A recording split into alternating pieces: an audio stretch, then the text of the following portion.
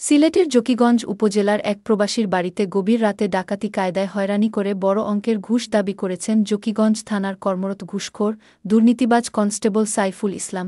এ ঘটনায় রোববার ১-৫ জুন সিলেট জেলা পুলিশ সুপার বরাবর একটি লিখিত অভিযোগ দায়ের করেছেন জকিগঞ্জ উপজেলার মাইজকান্দি গ্রামের বাসিন্দা রফিক আহমদের ছেলে প্রবাসী সুহেল আহমদ।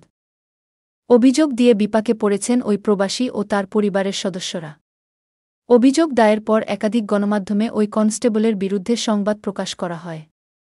এরপর কনস্টেবল সাইফুল ইসলাম ক্ষিপ্ত হয়ে প্রবাসীর গিয়ে প্রকাশ্যে হুমকি প্রদান করেন তিনি।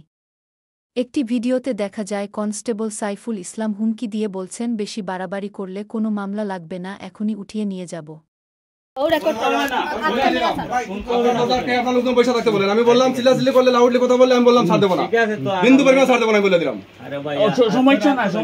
আমি বলে দিলাম এখনই উঠে নিয়ে যাবো আপনার, আমি মামলা লাগবে না আপনার বলে দিলাম।